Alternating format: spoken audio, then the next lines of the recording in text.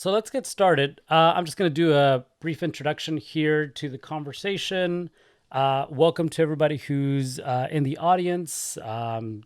This is a conversation between myself and Jonny. We're going to be talking about NFT creators' identity and reputation. This conversation is hosted by DID Summit, a community initiative to advance decentralized identity through education and community engagement. We connect remarkable builders with global communities here on Clubhouse. This is a recorded event. And like I said, the topic today is on NFT creator identities. Primarily, my name is Humpty. I'm a host of DID Summit and the DID Club here on Clubhouse. And I am the head of Community of Ontology. And we have here today Jonny. Jonny, why don't you introduce yourself before we get started? Sure. So I'm Jonny. I work at a company called Serto. Serto is part of the larger organization, the Ethereum kind of venture studio that is Consensus. Serto, in a lot of ways, its history is evolved from that of another decentralized identity SSI project called Uport. Uport's roots run pretty deep in the SSI space as co-founders of the Decentralized Identity Foundation, and did a lot of work in the early Ethereum identity space. And I'm primarily a product designer, experienced designer at Serto, and then before that, I have my blockchain life runs through IBM's Hyperledger team back in its early days, and a couple other projects here and there. So yeah, happy to talk about identity and reputation and how that relates to NFTs today. Awesome. Yeah, I know you and I have had some really good conversations over the last couple of weeks. We kind of ran into each other here on Clubhouse through some of these conversations on decentralized identity. And I know you always bring up a lot of really good questions. And then, then we just started talking about what Serto is building. I started diving into the Serto ecosystem and trying to read as much as I could on your blog and on your website. And I think you guys are doing some really cool stuff. It seems like you have a focus on NFTs, which I think is one of the reasons why we chose this topic for this conversation. Can you talk a little bit of maybe just a brief introduction as to, the intersection of NFTs and identity and what Serto is trying to solve? Yeah. So I mean, our approach right now is maybe two or three pronged at this point. The thing that kind of wraps all of our efforts together is we care about decentralized identity and privacy and allowing people to control their own data and this, but for both individuals, enterprises, and then also in this NFT space and very Web3 centric stuff. So we do everything from student credentials with universities, and we've done some work on the COVID-19 vaccine passport credentially type of things there, and lots of odds and ends of different verifiable credential use cases, some that intersect with Web3, some that don't, some that are enterprise to enterprise, some that are just, event tickets and things like that.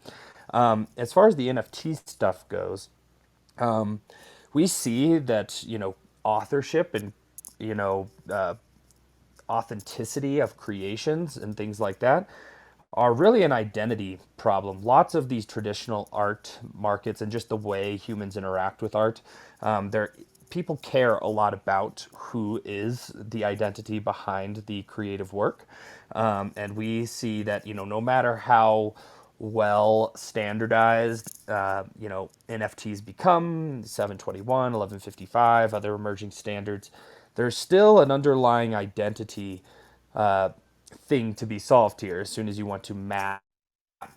If you want to take a creator's identity from the Web 2 world, the traditional world, music artists that we know and love, and you want to bring them into the Web 3 space, that is that is an identity issue more than it is, an NFT smart contract standards issue.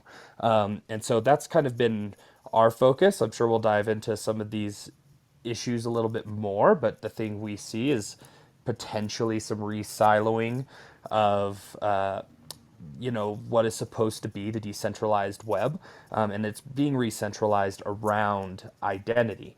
And while the NFTs and those creations might be free to go wherever they want on the internet, and be verifiable technically, on given chains, the identity piece of whether or not that NFT is authentic, quote unquote. I mean, there's a kind of a deep philosophical discussion there around authenticity anyway, but if you believe that this what you're buying or viewing as an NFT, if you expect it to be from some real person that in the real world, a Kendrick Lamar or somebody else, you want to be how can you verify that that is the case, and not me at my computer uploading an MP3 that I didn't create, right? And so that's kind of the little narrow area where we saw the opportunity to use some of the stuff we've been thinking about and building at Serto to kind of address that problem,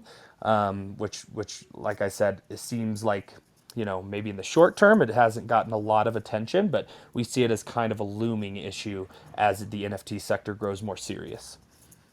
In the conversations that I've been a part of with both NFT artists and with collectors is they believe that the value of the NFTs that they are collecting, that they want to get their hands on, comes from the person who is creating that, right? From that piece of art or Mm-hmm. whatever it is. If it's music, if it's digital art, if it's a poem, I think that people want to make sure that the origin or the provenance of this is authentic.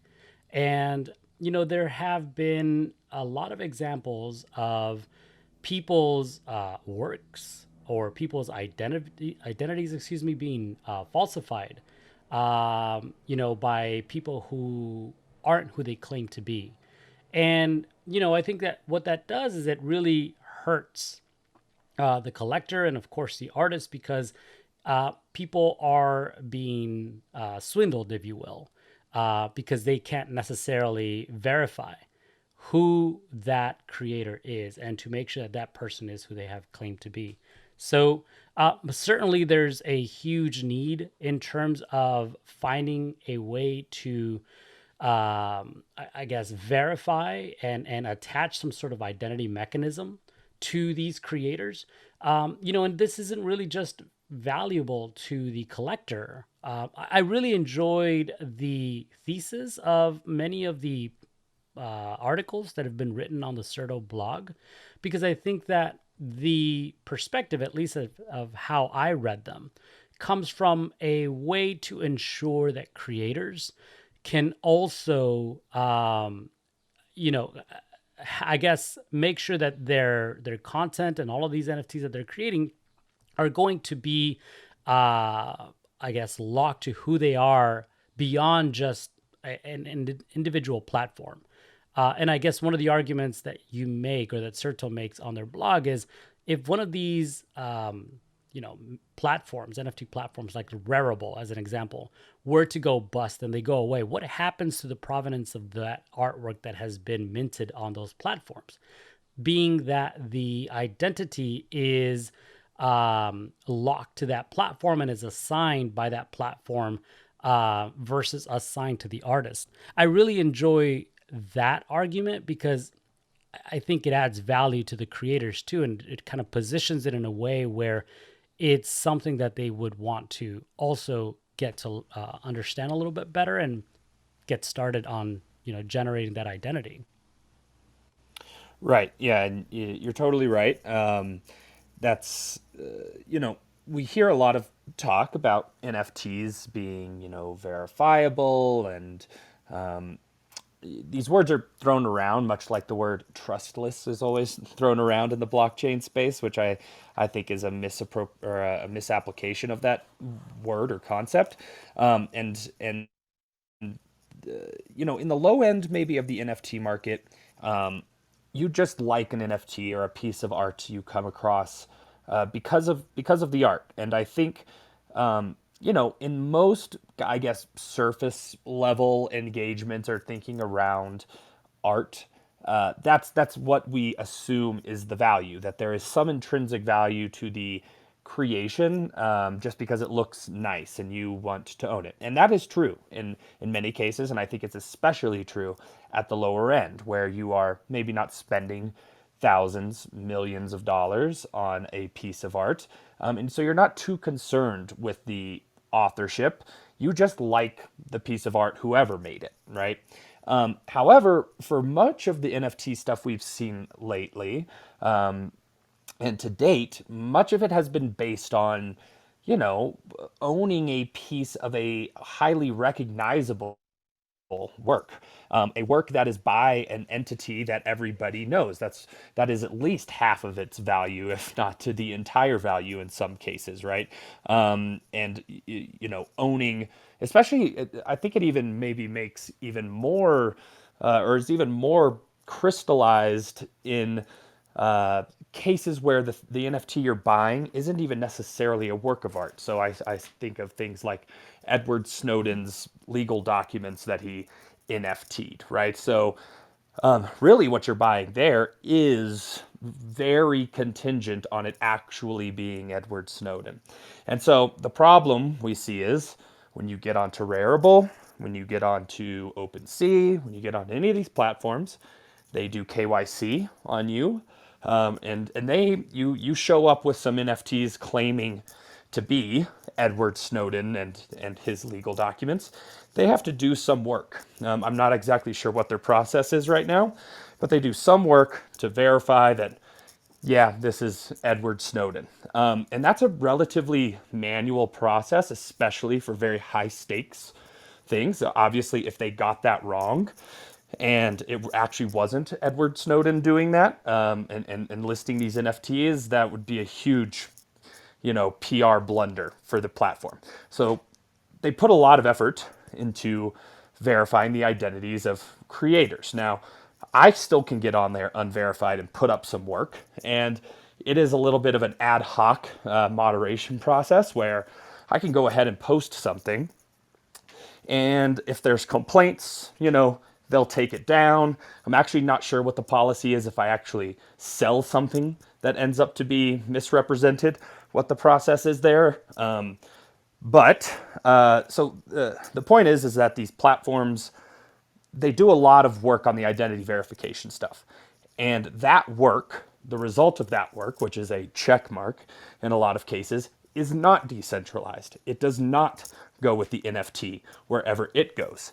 And so that, obviously, that check mark has a ton of value. That is why they provide that service and do all of that labor to have people trust in that check mark, because it adds values to the works associated with it. But it is a major point of centralization. And as you said, if Rarible goes down, OpenSea goes down, Nifty Gateway goes away, you're holding on to an NFT as somebody who paid $30,000, $40,000. Maybe you bought this as an investment that you wanted to resell, maybe during the next, bull run of NFTs in the secondary market. And now you can no longer prove that this is authentic, because the site who displayed that check mark next to that work no longer exists. And your investment prospects, your ability to make a return on your investment, is greatly harmed. And that's what we call platform risk. So right now there's still huge platform risk in the NFT space. Yeah, I mean, I think you bring up several interesting points, and definitely, I think the case for, I guess, tying your identity or your assets identity to a specific platform is risky. But I think another thing that in some of these articles that I've read published on Serto that I think is really interesting is the ability to, I guess, carry over the identity of the creator to other blockchains, right? So currently, I guess in the state of that we have today, where it's a mix of Web 2 and Web 3. I guess we don't necessarily see that as being too much of a challenge, but as Web 3 development continues to scale and grow and gain adoption, there's going to be the potential for migrating these NFTs cross chain. And what happens to the creator's identity once that asset moves to a different blockchain, right?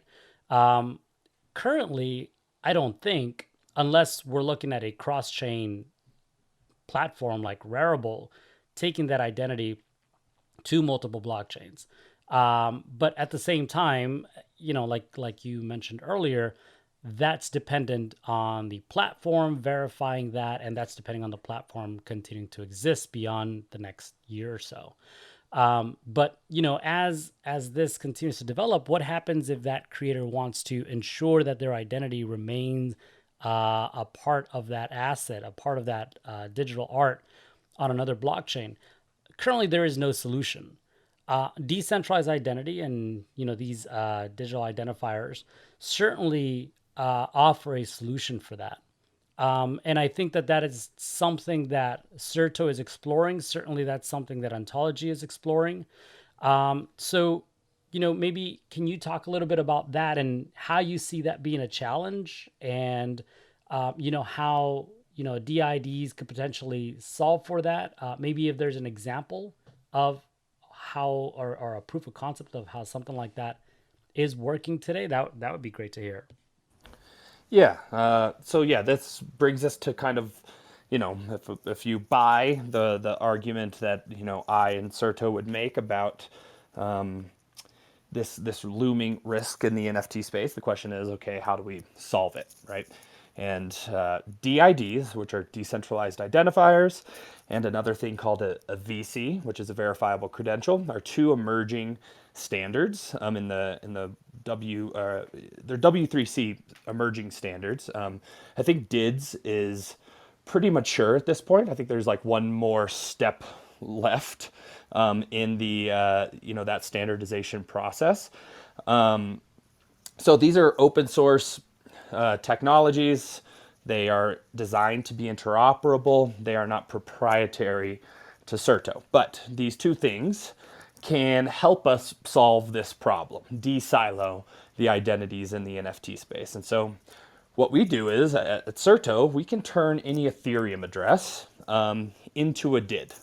And I know Ontology has their own DID methods. There's 90 of them at this point, I think, right? Now, that, I think there's like a famous cartoon from the newspapers out there, which was something like, if you've got 12 competing standards, you introduce a standard to reconcile all of the standards, and now you have 13 competing standards, right? So we have this problem of proliferation of different methods, and that may or may not be completely interoperable. So what Serto does is we have an opinion on, we use EtherDID as an initial DID that we use to create identities in our ecosystem, but we're relatively agnostic on DID methods, right? We see a future where you can have multiple DIDs across different DID methods, which might run across different chains. And so the way we solve this is you turn your Ethereum address, which you are going to mint your NFT from those keys. Mm-hmm. We turn that into a DID. And then we have that DID sign a verifiable credential, which allows data to be verified, and the signatures of who issued that data or signed that data to be verified by any third party in a universally kind of resolvable way without needing to call some centralized database or API. Mm-hmm. And what the creator would do, and I'll actually refer to a project that we just completed maybe last month, I think it was, with Citizen Cope, the music artist. Yeah. So he's the first creator to put this technology into use to try and solve this problem. So I'll frame it under in terms of what we did with him, which is he wanted to mint an NFT. We were going to use OpenSea to do it. And what he did was he created a DID with his Ethereum address. He signed a verifiable credential claiming from that Ethereum address, claiming that it was associated with citizencope.com. And then we took that verifiable credential and we stored it at citizencope.com slash well known, which is the kind of like a standard place to store various identity things and endpoints. And when Citizen Cope did that, it basically created a bidirectional link that proved to anybody who was interested, that if you come across an NFT purporting to be his, you can check the token ID and the contract that minted it. You can see which Ethereum address minted that NFT, and then you can resolve that Ethereum address is stored cryptographically or is tied cryptographically to citizencope.com. Now you have a root of identity that is outside any of the platforms. If you believe that Citizen Cope, the artist that you know, if you believe that they are still in control of citizencope.com, then you can be sure that this NFT you are looking at is authentically his. And now we have a linking of identity to the piece of art that is existing outside of these silos. And so we then built a tool called Serto Search, which is free, open source. I mean, yes, the infrastructure of it is centralized, but anybody, it's you can go build a different front end if you wanted to, and you can plug in an NFT's token ID and the contract address, or you can just drop the OpenSea URL into the search bar. And if the Ethereum address that minted that NFT is tied to a domain out there in the same way that Citizen Cope did, we'll be able to tell you that and verify that cryptographically. And in this case, if OpenSea goes down and is gone, the NFTs minted from Citizen Cope's address can still be verifiably tied back to a root of identity that he's in control of, right? Which is his website. And so we're using the entire DNS layer as a root of trust rather than any of these individual platforms. I mean, I'm a huge fan of ecosystems, first of all. So everything you just mentioned is amazing. I like that the process has been thought out from the development of the identifier to some sort of verifiable credential. And we'll get into that because, I think it's just to be fair to everybody who's here in the audience, we should address what each of these things are so that we have a good idea of how they work and how they add value and how they kind of create your digital identity and your decentralized identity. But I really like this concept of, utilizing, this DID, which then is kind of bridging the real world identity of this person through their website and allowing that to be, verifiable as well, on the website. And then beyond that, once this asset has been minted, is out, in the digital world, it's also searchable. I think that's really great because the one thing that I'm seeing, and through many of these conversations, there's a lot of focus in creating these identifiers. Obviously, hugely important, creating the interoperability between them, which, as you said earlier, looking at, a way to utilize not just multiple DIDs, but also allowing them to interoperate across different blockchains, but also interoperate amongst each other, creating what I like to call identity Legos, because with DeFi, we saw the huge success of creating this composability or leveraging the composability of these different protocols, allowed for creating a much more dynamic experience in DeFi, and in my opinion, allowed it to blow up, and see a lot of adoption. I think something similar may happen with identity, which is why I'm always excited to hear what different people are building. But then Serto comes along and creates this searchability of these DIDs. And I think that that's valuable because, there's something to be said about creating your decentralized identity using these standards, these W3C standards, but they're not readable. I mean, they're very cryptic. I mean, they're as cryptic as your wallet address, right? I mean, with added a few sections, so it's a little bit longer too. So I like the idea of being able to search these and then even using, something that's a little bit more human readable, right? I think I read on the Serto blog that you may also search by the artist's name or maybe some other verifiable credential. Am I getting that right? Right. So you mean you can go to, Serto search now, you can type in Citizen Cope, and it will then show you his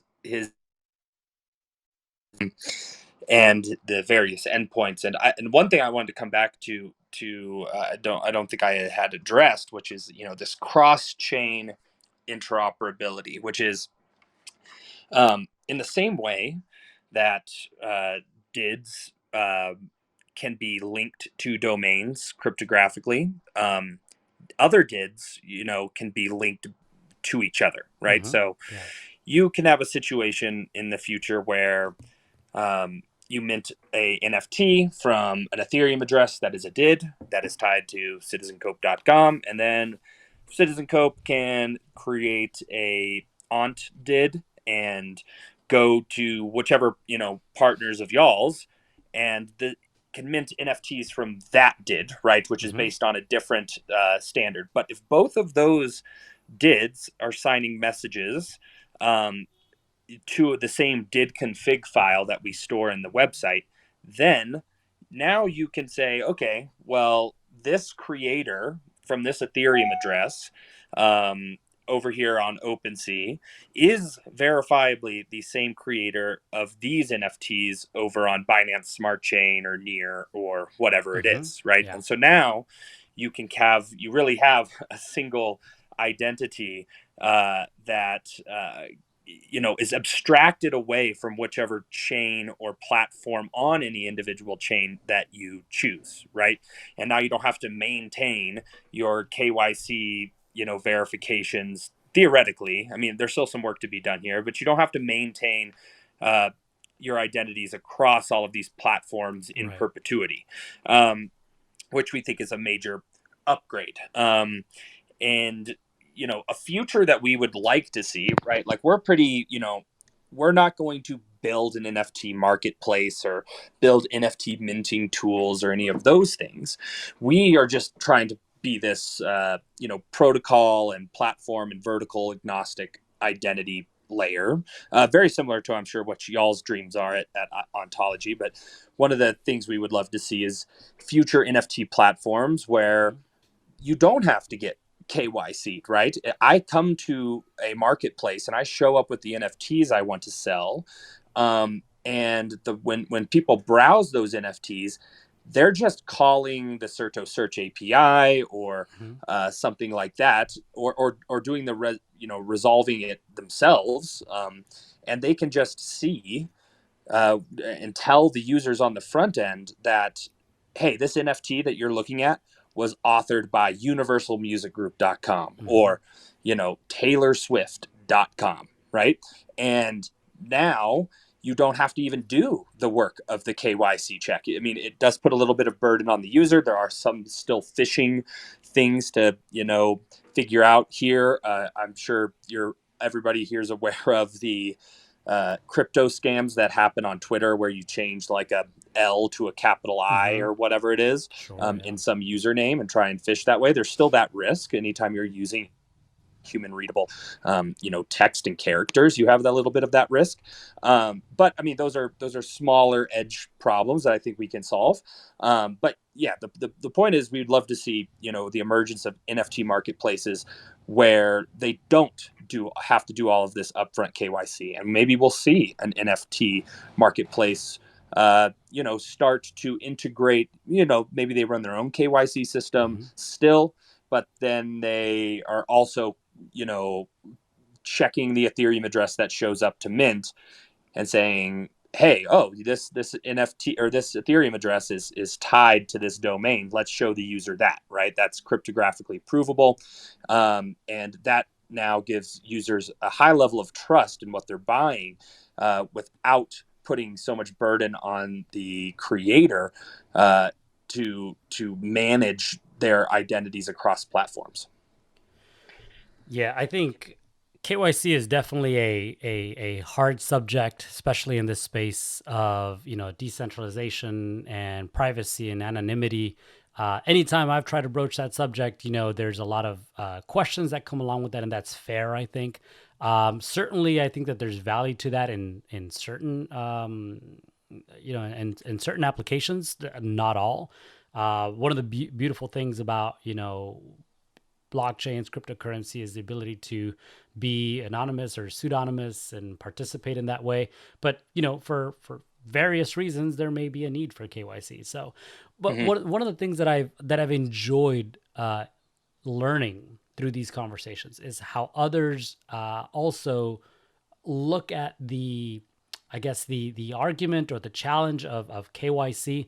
And one of those that I thought was really interesting is I had Kevin from Gitcoin on one of these calls, and one of the things he said, which stuck to me, and then I brought it up again to Philip from Bright Idea, and he's like, "Oh my gosh, yeah, that's it. Like that makes sense." Is when you attach your social identity to your decentralized identity, right? When you use that as a verifiable credential, as a trust anchor, um, what you're doing is you're kind of showing that there's a proof of work behind that. You've Mm-hmm. taken the time to create a pretty robust version of yourself on Twitter, as an example, because you've been on there for 10 plus years, and you've been now. Mm-hmm. Does that have to have a picture of you? I mean, not necessarily, but there is a identity attached to that. And there's others like, Bright ID, like I mentioned, that are looking at social graphs, and, kind of utilizing your social network as a way of proving who you are. And then as you connect to more people, and that social graph becomes a lot more robust and resilient. So does your identity. I mean, I think it's really interesting because you're right. I think in the future, maybe, just maybe, KYC will look a little differently.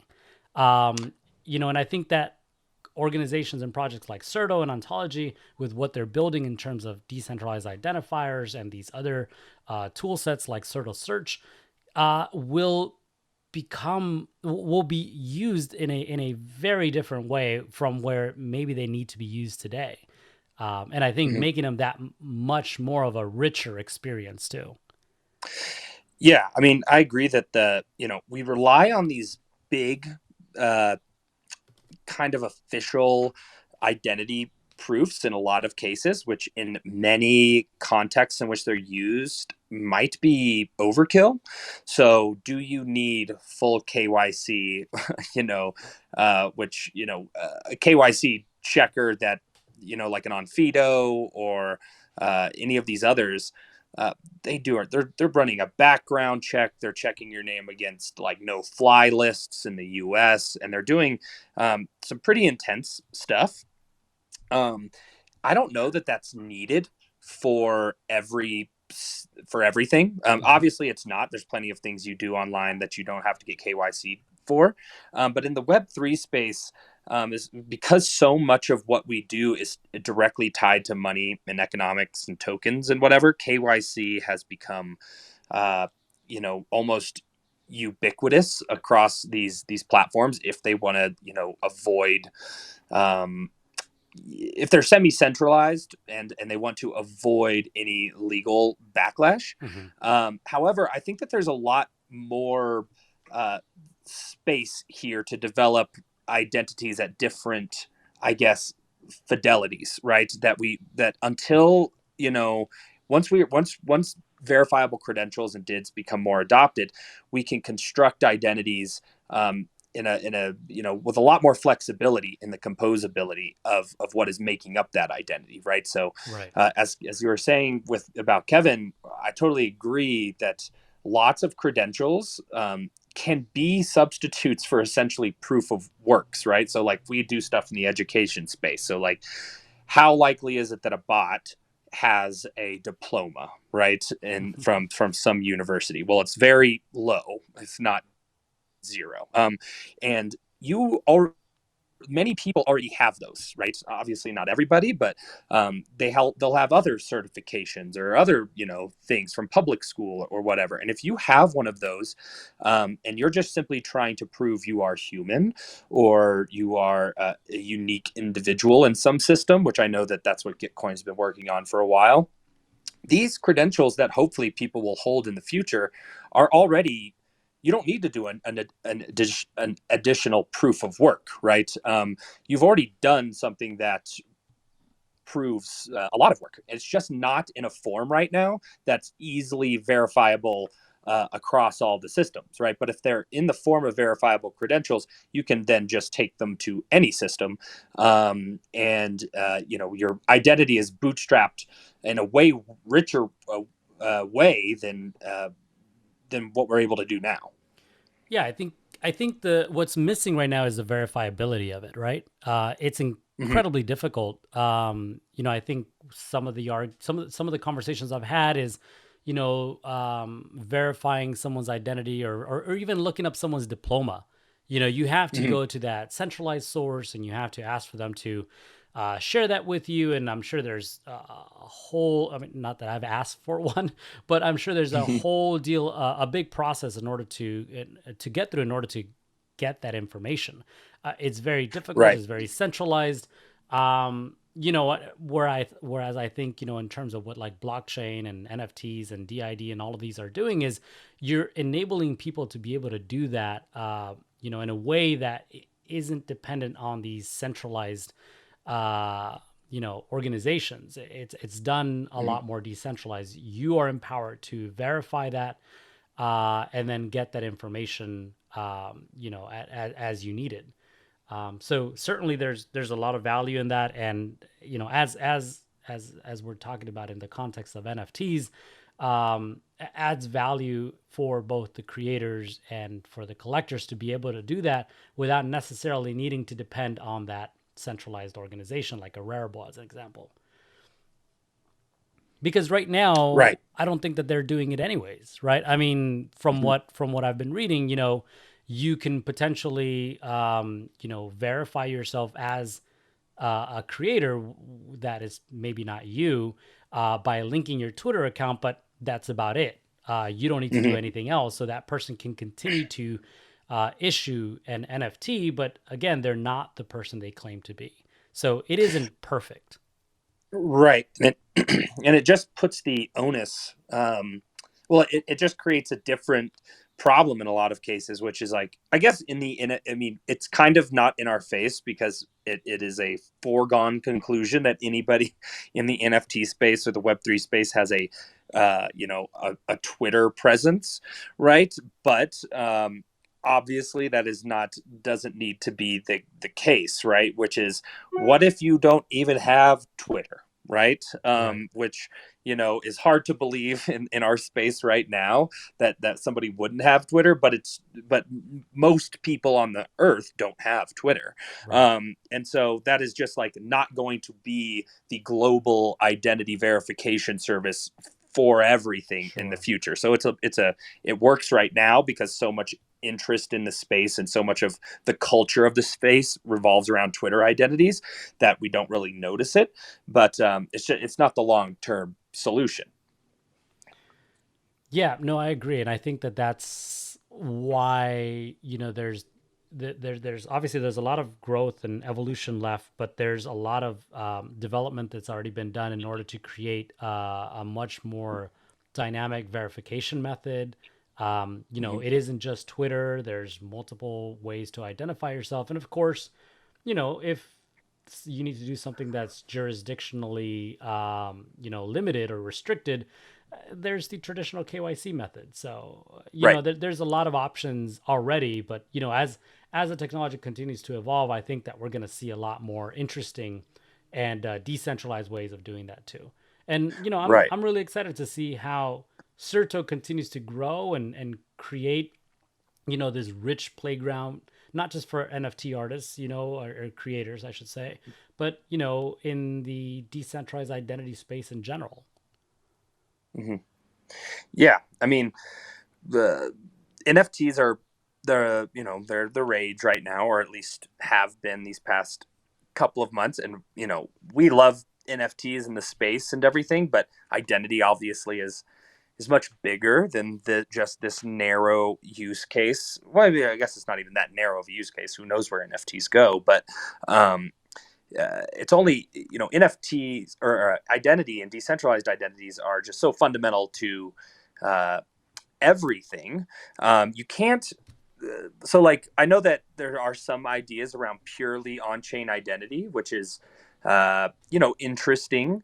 However, I think that the tack that we're taking is like there is so much rich information off-chain in everybody's identities already, that they should be able to bring to these interactions, so that they don't have to rebuild a net new identity from scratch purely on chain, which of course there will be on chain identity. You establish on chain identity every time you do something on chain. Right. But we want to bring these pieces from, like when you think about it, over the course of your life, how many times has your identity been verified by different authorities? And it's countless, right? Sure. And you just keep having to do it over and over and over again. There, at this point, if you could collect all of those verifications of your identity that have happened over the course of your life from doctors' offices and insurance companies and banks and universities and who knows what else, you have an incredibly strong identity that would never be able to be forged, right? Right. If we can start getting some of those, at least the high value verifications issued as these credentials, they can bring them to these environments and don't and obviously we can talk about, there's zero knowledge proofs and to protect privacy. There's a lot of this work. It doesn't necessarily mean that you're exposing all of this off-chain identity to the chain. That's not, I think that gets misconstrued a lot of times. But you can bring that trust to these interactions.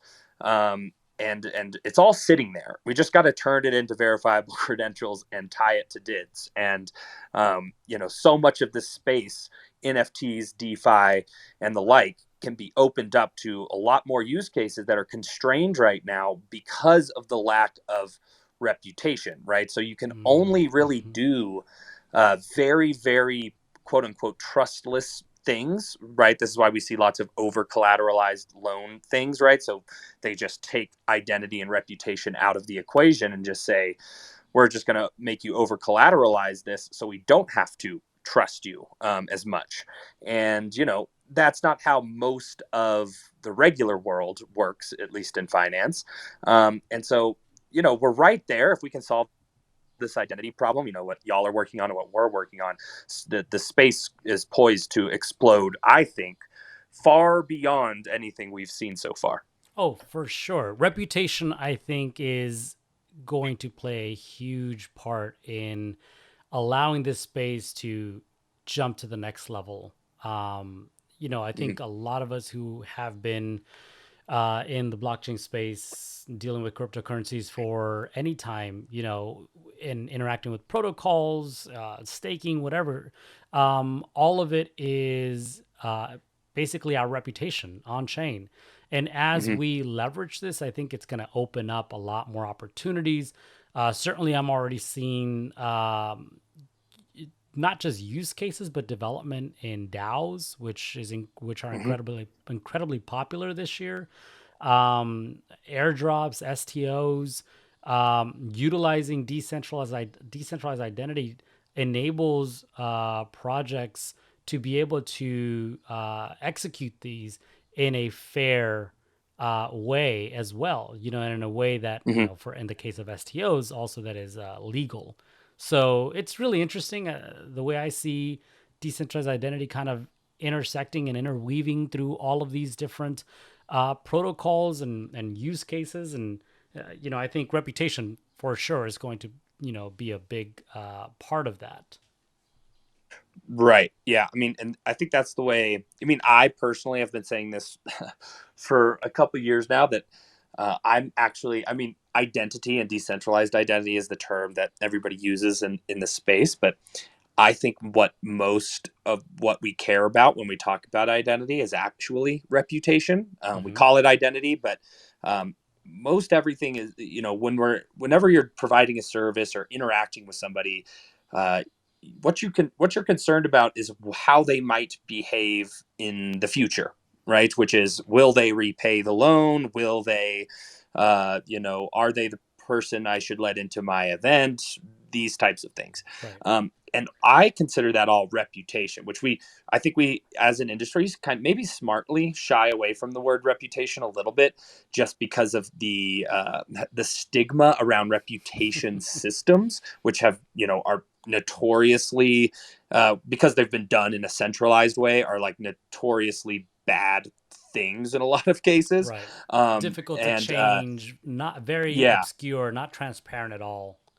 exactly. And Yeah. so we don't use the word reputation too much. I think obviously me and you in this space hear it more and more amongst people that work on these problems, but um, that is the big that's the holy grail, which is reputation, even more than identity or identifiers, right? And so in the decentralized identity world, reputation is made out of those verifiable credentials. So that's what we have to work on getting more issued of, right? Like that's the kind of, one of Serto's goals is like how, like that's a great metric to measure by, which is like how many credentials are being issued and verified. Like, DIDs are great, but they serve, um, they're there so that we can do the VC stuff, right? And that is where the real meat of the trust component lies, is in those VCs. One thing that I don't know if anybody's working on this at the moment, but formerly one of our leads, Pele Brangard, who was a founder of Viewport and has been in the decentralized identity space for a while. He now is the co-founder of another kind of decentralized identity project called Nota Bene, which isn't on Ethereum, but he had authored an Ethereum improvement proposal a couple of years ago called EIP 1812. And what that did was allow smart contracts to verify or off-chain credentials. So you could bring a credential to a smart contract, and it could verify it and then execute accordingly without exposing any of the without any privacy issues, right? So I see this as something that maybe could make it a resurgence uh, in the coming future of the DAO boom, right? Joining a DAO could Mm-hmm. be contingent on your ability to present a Yeah. credential, right? And this could Mm-hmm. be done in an automated way, right? So the schema of the credential that you want to accept, or that you want to verify, so that you can either make a choice whether or not to accept somebody to a DAO. Mm-hmm. And now you can start bringing off chain data and being your own oracle, essentially, about Mm-hmm. yourself Mm-hmm. to DAOs and any other types of interesting social experiments using, the on-chain governance, which I'm super excited about. I know that's beyond NFTs, but that's something I've been thinking about lately. Yeah, no, certainly. I think the beauty of this space, in identity and reputation, is that it is incredibly complex. So you can certainly fall into the rabbit hole and just keep exploring. But I think that it's also important to make sure that we understand these areas and educate people so that that they don't get lost in it, because blockchain, crypto, that's already pretty complicated. Mhm. We add layers of identity and layers of reputation. Hopefully, with each of these, we are facilitating a way to make it more accessible and not necessarily more restrictive and adding, barriers to entry. So I think that it's going to prove incredibly valuable. As you said, these DAOs may explore using reputation or some other method to enable people to utilize or onboard them to these decentralized organizations, in a way that's simple, but also transparent, and be different from Mhm. what the traditional world uh, normally uses reputation and identity. So before we go, though, before we start bringing people up, why don't we allow you, Johnny, to tell us where we can follow you and learn more about Serto as well. Sure. I mean, I'm at on Twitter at Johnny Austin TX, which is, I think it's probably in my profile. And then Serto is at Serto Serto .id. You can find us there, and then Serto_ID on Twitter.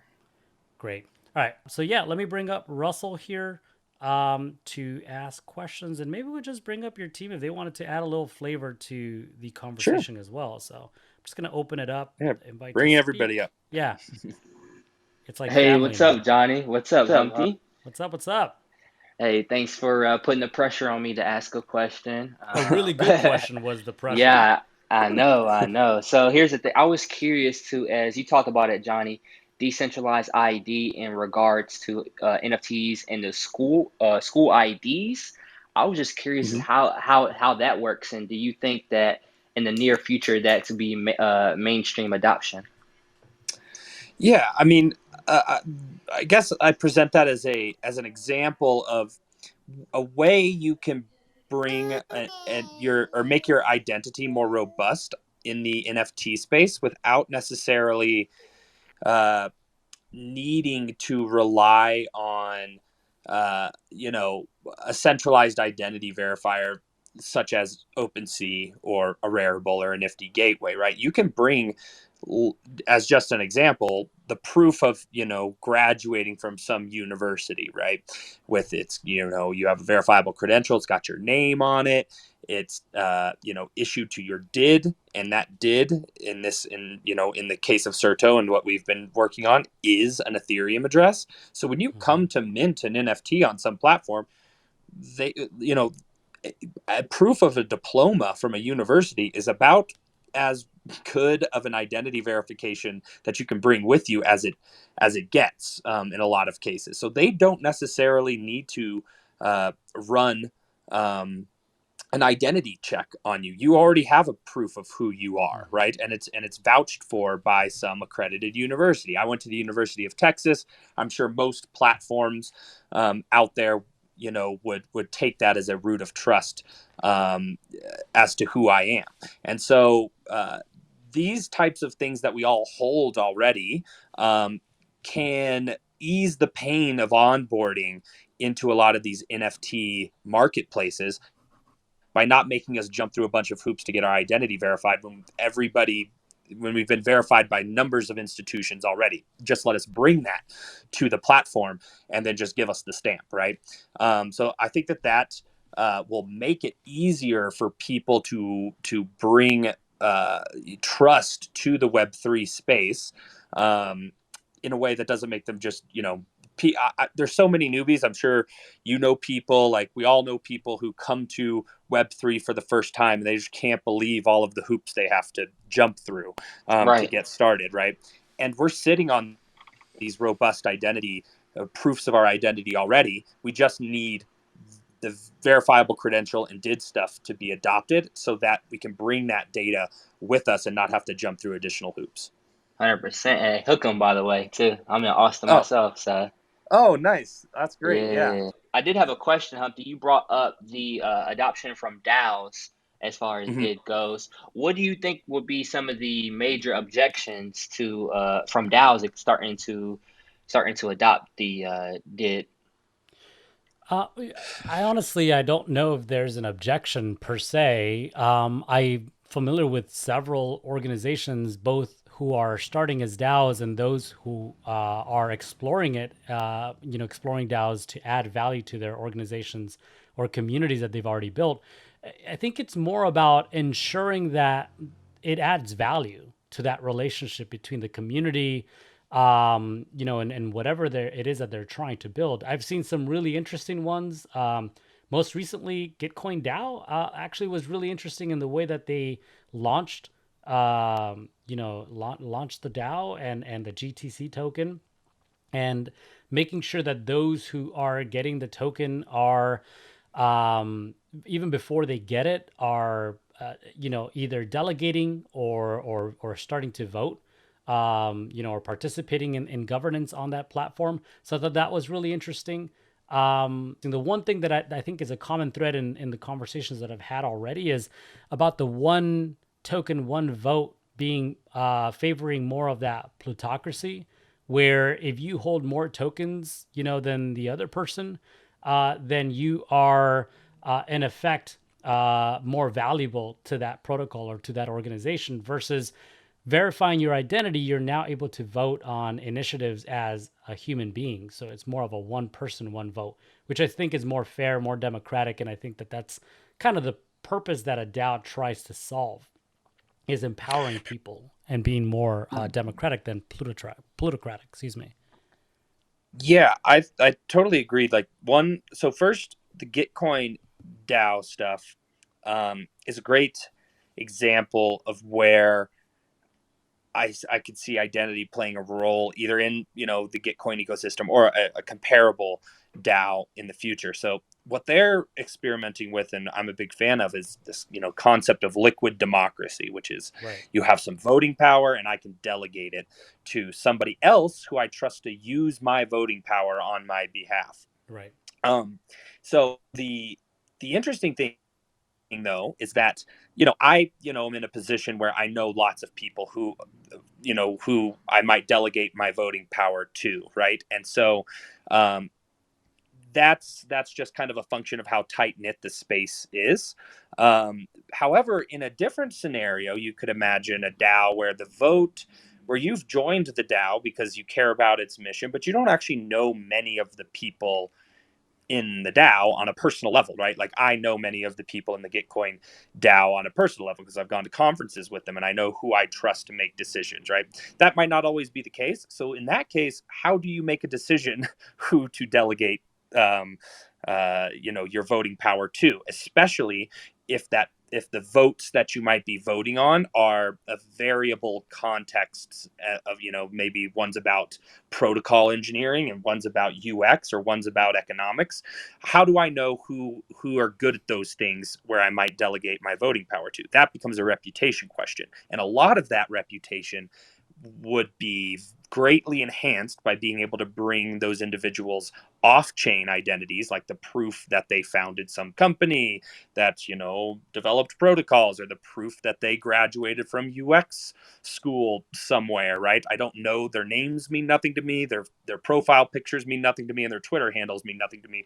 What means something to me is some verifiable proof of accomplishment, maybe. Mm-hmm. And I would like to delegate my votes to somebody who can prove those things about themselves. And I think that will make DAOs a lot more efficient in the liquid democracy space.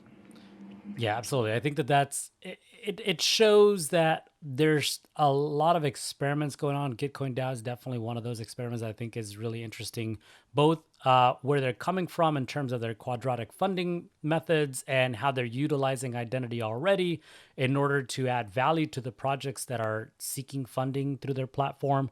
And then now through this liquid democracy and this delegation of their vote, I think adds a lot of I guess robust is overused, but it really just does encompass what it is. You're really saying, look, I may not be an expert on this, but I know this person is an expert on that. And being able to leverage identity for that, like Jonny was saying, I think it's going to be incredibly valuable because you can certainly see how a project could scale and grow more efficiently if if it's able to prove that the people that are participating in this ecosystem are experts and are able to kind of move that needle forward in terms of the development, but also their contribution in governance. So I think that's really interesting. Yeah, and I think that what's happening now, which is not bad, is just a constraint of our systems and the architecture of the space, is just that we have to use lots of financial indicators as proxies for identity and reputation, which is that is what leads to plutocratic outcomes, right? Right. And so and most teams and most societies and most communities and organizations, try not to be completely plutocratic, where somebody on your team doesn't get to make the decisions about what happens with the product just because they are the richest, right? So Right.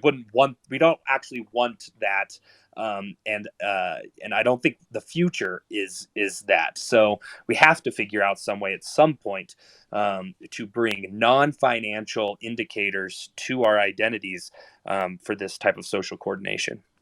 Yeah, I wonder. I mean, I know that Gitcoin has these trust anchors in order to kind of verify people in their funding and quadratic voting or funding ecosystem. But I wonder if this had been something that was already integrated early on. This is the only way they operated. How that would look differently in terms of the distribution, right, of the GTC token. Hmm. Not saying that what they did is wrong. They did what they did, but as far as fair distribution of these tokens in the future could also be done in a way where it's done fairly to people versus the number of wallets that you could have potentially used in order to Right. interact with this platform. So, Hmm. we can see as how this technology continues to evolve and gain adoption, where there's going to be a more democratic, a lot more fair way of distributing wealth, but also governing these protocols as well. Hmm.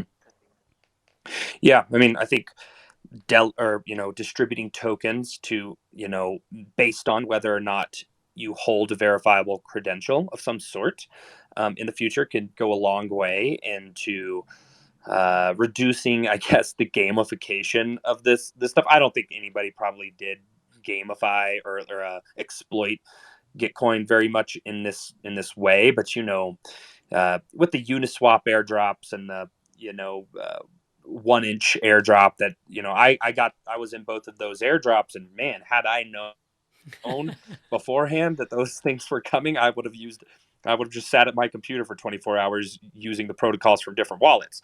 And so obviously wallets are not a great proxy for identity either, right? So that's Right. identity really has to be rooted in what I call reputation, which are those verifiable credentials, which are Exactly. facts about yourself and what you've done in the world and who you are beyond, just identifiers. Because all a wallet is an identifier. I guess once you start factoring in on-chain activity, you can kind of start to rein that in, because you can't do. I mean, that's a form of proof of work, to have done things from different identifiers. But still, I think we can go a lot farther, than that. Yeah, no, I think this goes back to something you mentioned early on, that it isn't really about identity, but it's more about reputation. Hmm. I'll give you an example. Like on Onto wallet, I can create multiple wallets and my DID is created automatically, which I love the accessibility, the ease of use. But is that any different than having a wallet? Hmm. Does that prove anything? I mean, it gives you access to your decentralized identity, but beyond that, it isn't until, like you said, you start attaching other verifiable credentials and like your social identity or even KYC, for instance, that Hmm. starts to gain value. And as you're using that identity across the blockchains, that you start gaining that reputation that there is real value and that it becomes different and something that is useful, Hmm. versus just having your decentralized identity. Right. One of the cases that I've wanted in the early Gitcoin days, I mean, Uport was too early for it at the time, but, there's lots of, developers have reputation and, Mm-hmm. stuff that exists off chain, and obviously developers and Yep. understanding their skills, especially as they come to DAOs and other protocols and want to contribute, in ways that are kind of like, you're not an actual employee, but you're going to contribute a Uniswap improvement proposal and these types of things. Um, you know when we are able to turn your GitHub reputation, so your Yeah. stars and all Yep. of those things, into verifiable credentials, and combine those with the bounties you've completed on Gitcoin and the hackathons you've won at ETH Denver and the any of these things, you can then already you have a pretty great reputation and facts about yourself to bring to these contexts. So a lot of it is just, it's just such an untapped resource for reputation. There's just so much data about ourselves that is just unusable right now. We have so much of it that can, be proved. If somebody, right now it's very cumbersome to prove it. And if we can just get rid of that friction, everybody is sitting on tons of data about themselves that would be valuable in various contexts. We just the rails are just now starting to be built to allow you to bring all that data to these interactions, and that's what I should have mentioned up front. That's what Serto. That's what we're specifically focused on, is that UX and ease of use layer, even more than the underlying protocol stuff, which we rely on teams like, Ontology or Veramo, and other teams that are very steeped in the actual protocol and the cryptography of these interactions. And, we just are trying to make it very easy to use. That's our sole focus. And so, yeah, looking forward to seeing what's going to happen in the upcoming year, especially as, I think DAOs will be a real great forcing function for a lot of this stuff, even more than NFTs have been so far for decentralized identity. Yeah. Well, I mean, that's all I got, Jonny. Thank you so much for joining us and kind of giving us a walkthrough on what Serto is doing and some of these cool use cases that have already been employed in terms of identity and NFT. I'm really excited to see what the future holds. I think that Serto Search is a wonderful example of how this technology continues to evolve and will, continue to gain adoption and utility as well. Great. Yeah. Thanks for having me, Humpty. I look forward to who you have on next, and continuing to collaborate in the decentralized identity space. Awesome. Thank you. Thank you.